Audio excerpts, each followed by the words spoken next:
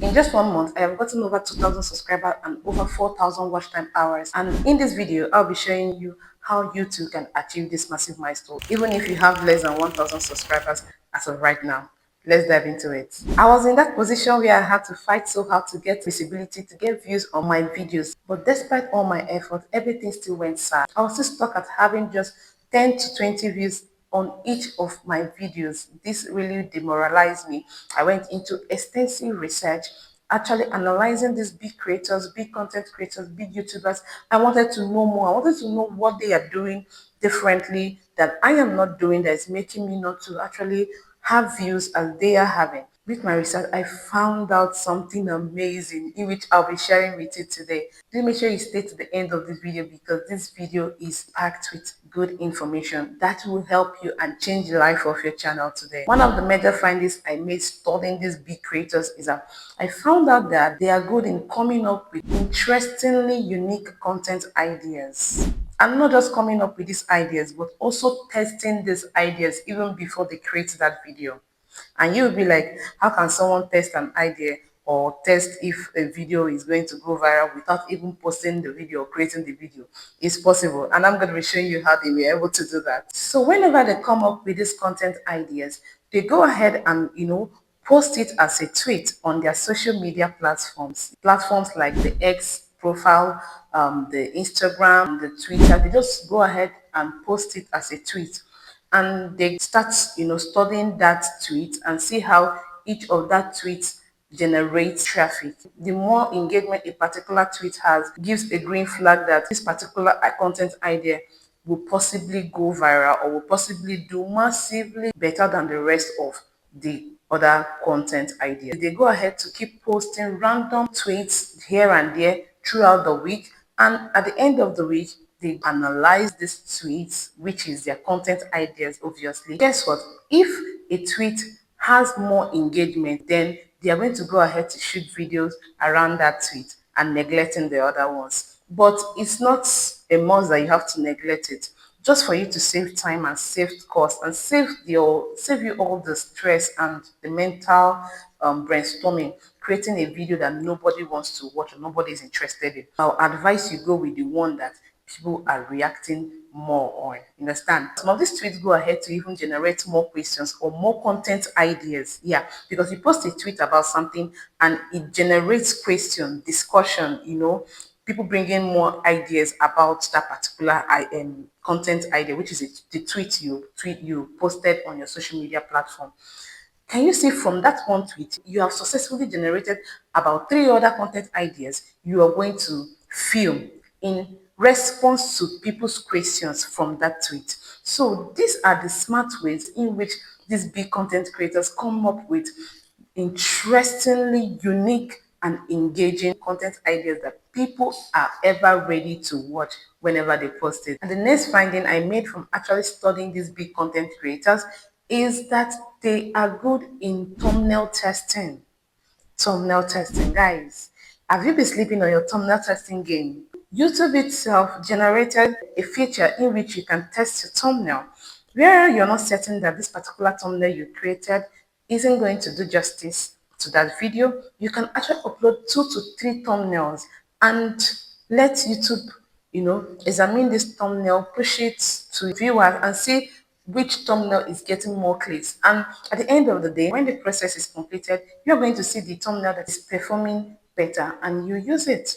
Some people go ahead not to use it. And let me tell you the truth. If you go ahead to use that one in which to use that particular one in which you want to use because you felt it's better, people may not be clicking the way they are supposed to click.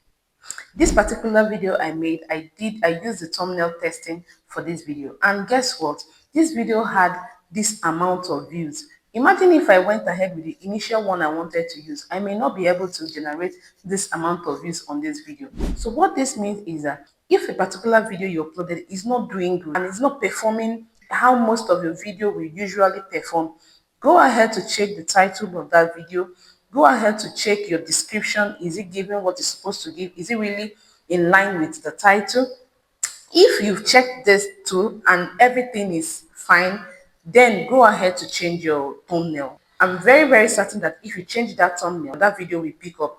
you will start attracting more clicks. That is if the second one you uploaded is more catching, raises curiosity, and makes people ask themselves questions. Because when it comes to thumbnail, it's a whole topic on its own. Creating a very good thumbnail is a whole broad topic on its own, which I have a video about that on this channel. I'll be dropping the link, so make sure you're watching it after watching this one. Imagine if a big content creator like Mr. Beast has the time to actually do thumbnail testing. Guys, you know Mr. Beast is a big content creator. His channel has racked millions of subscribers and billions of views, if I'm allowed to say that. What do you think you're doing if someone like Mr. Beast is doing thumbnail testing and you are not doing thumbnail testing? There's obviously something. If someone like him can do it and is still doing it, then you should actually pick up that strategy. It's going to definitely help you. I saw one of the videos of Mr. Beast recently. He used a particular thumbnail and within 42 hours, him and his team has changed this thumbnail over 2 times. Within 42 hours, he has changed his thumbnail twice. And this is how you keep doing it until you get that one that attracts more clicks. That is why you have to make YouTube Studio your best friend. With your YouTube Studio analytics, you can see that this video is attracting clicks fast. But if it's not attracting more clicks than the usual, you are going to see it from your analytics that this video is not attracting clicks as your videos would usually attract clicks. That means there is something wrong with either the thumbnail or the title. The last and the most important of them all, which is my absolute favorite in all of this, is what? Make sure you're respecting the time of your audience. Don't come here and waste your audience time. When your audience are here to watch you, don't go ahead and start giving unnecessary introduction. My name is this, my name is that, I do this, I do that, I'm into this niche. Hello, what are you doing? Go straight to the point, hit the hammer on the head of the nail, and boom, everybody is done and over with it. All right. But when you go ahead using the first 30 seconds of your video to introduce yourself and all those sorts, you're thereby making their retention capacity to drop. They are not, there is no enthusiasm, there is no drive again to want to listen to you. They actually click because they like your thumbnail, they're interested in what you are going to offer, they're interested in that topic, and when they click you, you start dropping a whole lot of fancy intros. Stop with all those fancy intros. Go straight to the point and they are going to listen to you. And how do you go straight to the point? Make sure you're taking your time to script out what you're going to be saying in that video.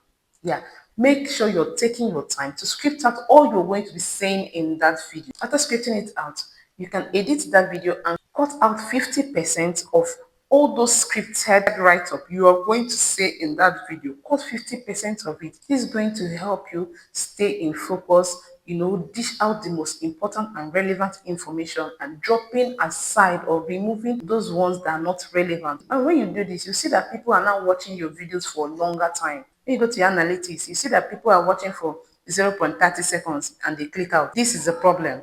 You want people to watch your video for about 2 minutes at least. So YouTube is going to know that that video is actually good and help push your videos and help push your content. But when people are not watching your video for even 15 seconds, when they see your content and they click to watch, the first thing they see is your introduction that is taking about 1 minute. People will just click out, you understand? So you don't want that for your channel. It's going to make you will not be having views, and obviously they won't subscribe because they have not gotten any value from your intros. You're obviously giving them introduction instead of giving them value for their time. So make sure you're respecting the time of your audience by scripting out everything you're supposed to say, cutting out 50% of it. Hence, you're dropping the irrelevant points and dishing out the most accurate and most relevant points in which your audience wants to see. I believe you've gotten value from this video. If you enjoyed this video, please do well to give it a huge thumbs up, like and subscribe. Please share it to your audience, share it to your community because they need to get this information as well. See you on the next one.